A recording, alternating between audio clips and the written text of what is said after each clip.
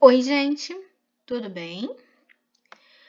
Bom, começamos o PET 2 e essa semana vamos estudar o processo de urbanização contemporâneo, a cidade, a metrópole, o trabalho, o lazer e a cultura. Essa aqui é a capa do livro de vocês, segundo ano, ensino médio, volume 2. Primeiramente, quero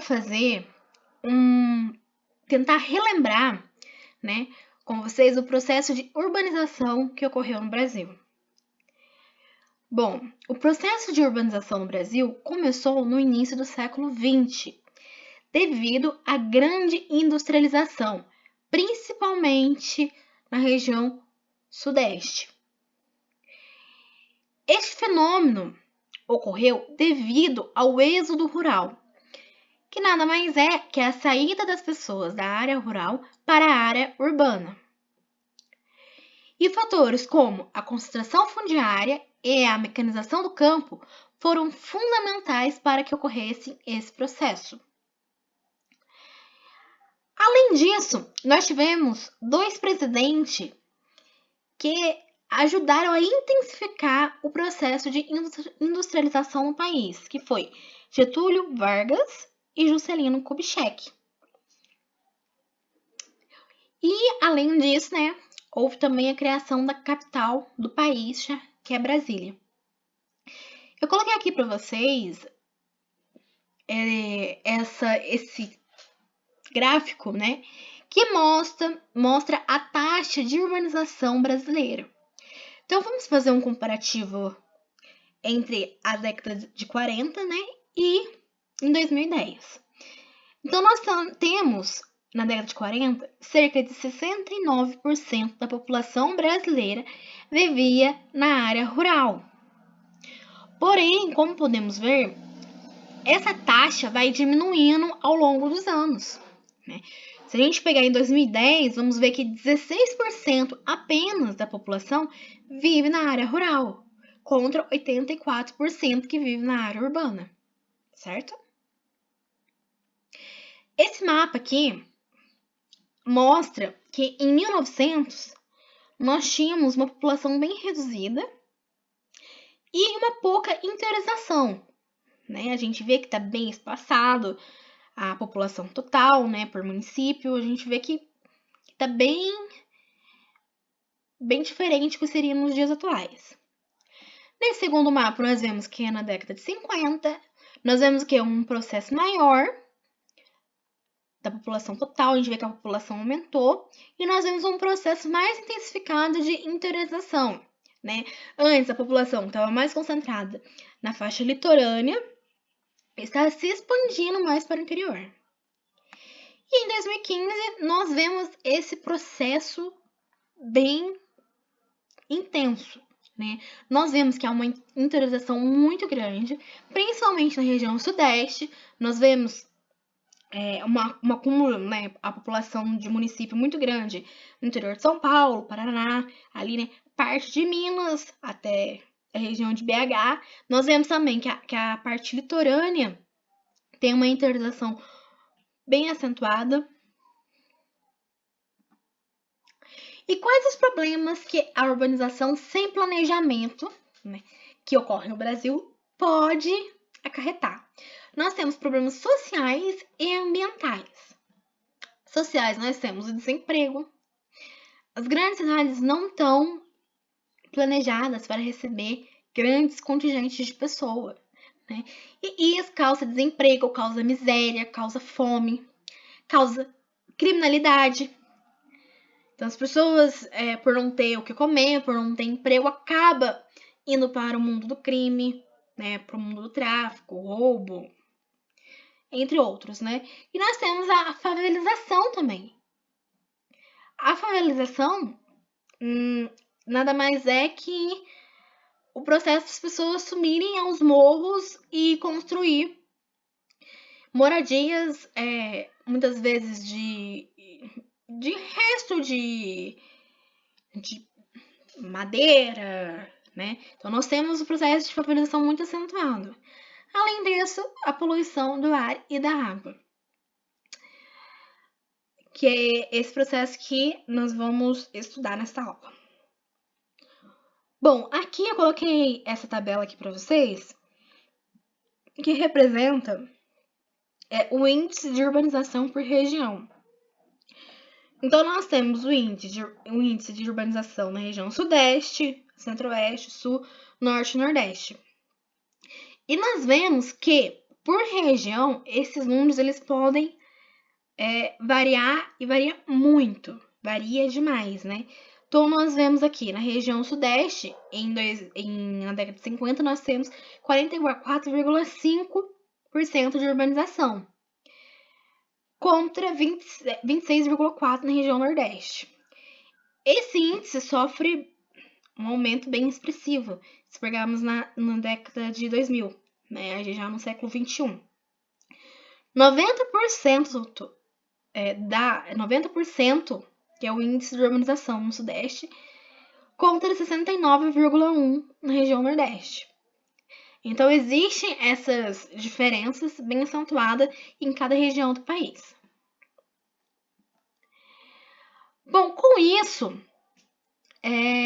houve a necessidade de criar programas para que as cidades se tornem mais sustentáveis, para que as cidades se tornem mais agradáveis à população e às futuras gerações, né?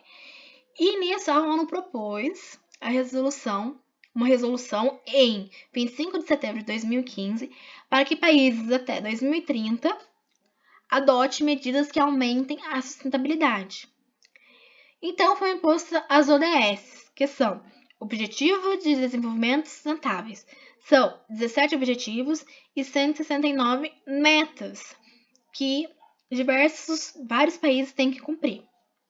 Cada um dos 17 ODS implica a produção de uma série de indicadores que subsidiarão a ação das diferentes esferas do poder do Estado, assim como o acompanhamento e a participação da sociedade civil no cumprimento das metas estabelecidas pela ONU.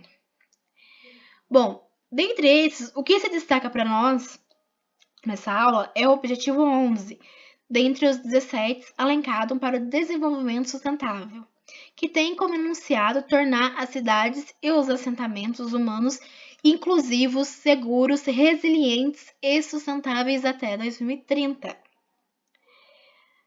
Então, esse objetivo, ele visa obrigar aos países a tornar as suas cidades mais sustentáveis para que as futuras gerações tenham um pleno... que as futuras gerações possam ter cidades mais sustentáveis, cidades mais seguras, cidades melhores para se viver, tá? Uma cidade sustentável é uma cidade projetada considerando os impactos socioambientais, em que o modelo e a dinâmica de desenvolvimento, além dos padrões de consumo, respeitem e cuidem dos recursos naturais e das gerações futuras, que eu acabei de falar para vocês, tá? E quais as principais características de uma cidade sustentável? O lixo é visto como recurso e reciclado sempre que possível. Os recursos e serviços da cidade são acessíveis a todos, certo? O transporte público é seguro e é confiável. Caminhar e andar de bicicleta é seguro. As áreas de espaço aberto são seguras, acessíveis e agradáveis. Sempre que possível, recursos renováveis são usados, como energia renovável, energia solar, energia eólica. Novas casas são eficientes em termos de energia. Existe acesso à habitação a preços acessíveis a todos, não só alguns, certo? Os vínculos comunitários são fortes e as comunidades trabalham juntas. Então, há um trabalho entre as autoridades e a sociedade civil, certo? As amenidades culturais e sociais são acessíveis a todos, tá? Como exemplo, eu peguei Curitiba, que é considerado uma cidade sustentável. Curitiba é considerada a cidade mais ecológica da América Latina. Ela possui uma área de mais ou menos de 52 metros quadrados de natureza por pessoa. Então, é um espaço verde bem acentuado, né, em vista a outras cidades. E tem um sistema eficiente de transporte público, né? Isso contribui para quê? Para que poluentes sejam diminuídos, a emissão de poluentes seja diminuída na atmosfera. E nós temos também outras cidades pelo mundo que são consideradas cidades sustentáveis. Nós temos Vancouver, nós temos a cidade de Singapura, nós temos Copenhague, na Dinamarca, né, cidade do Cabo. São cidades que estão trabalhando para que consiga atingir, né, os objetivos que a ONU impôs. Agora vamos para as atividades. A número 1 é uma questão do Enem de 2011, certo?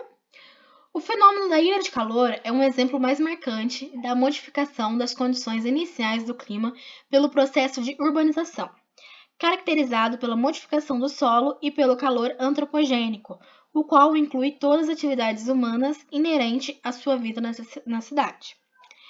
O texto exemplifica uma importante alteração socioambiental comum aos centros urbanos. A maximização desse fenômeno ocorre, letra A, pela reconstrução dos leitos originais dos cursos de água antes canalizado, letra B, pela recomposição de áreas verdes nas áreas centrais dos centros urbanos, letra C, pelo uso de materiais com alta capacidade de reflexão no topo dos edifícios, letra D, pelo processo de hipermeabilização do solo nas áreas centrais das cidades. Então, vocês vão ver o que significa a ilha de calor, né, e vão assinalar a alternativa que mais faz sentido. Número 2. Das opções abaixo, a que não representa impacto ambiental é chuva ácida, assoreamento dos rios, desertificação ou mobilidade urbana. Então, vocês vão ver a que não representa impacto ambiental, tá? 3. Muitos impactos ambientais trazem consequências graves e algumas vezes irreversíveis para o meio ambiente.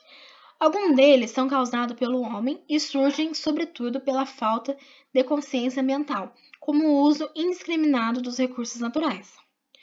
Todas as alternativas abaixo trazem exemplos de ações positivas relacionadas com a consciência ambiental, exceto a economia de água e de energia, o uso de automóveis, o descarte correto do lixo ou a redução do consumo. Vou assinalar qual que vocês acham que faz mais sentido para vocês, tá bom? Número 4. Pesquise e responda o que são as ODS, ONU, e qual é o prazo das implementações. Então, vocês vão voltar lá, ver o que significa ODS, né? E qual que é o prazo que é necessário para que os países cumpram todas as ODS. A número 5. Cite algumas possíveis atitudes individuais para promover o desenvolvimento sustentável. Essa é uma questão subjetiva, então vocês podem conversar com familiares de vocês para que ajude vocês a esclarecer quais ideias, né, que é necessário para promover o desenvolvimento sustentável, né? Lembrando que cada um de nós podemos tomar atitudes para que o desenvolvimento sustentável aconteça, tá?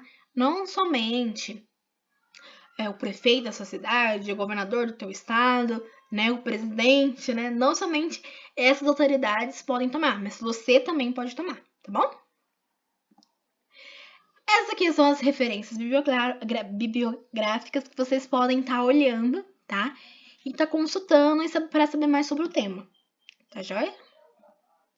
E muito obrigada, tá? Foi um prazer estar com vocês mais uma vez. E qualquer dúvida, vocês podem entrar em contato comigo. vanessa.carneiro@alunos.ifsudminas.edu.br, tá? Um grande abraço e até a próxima!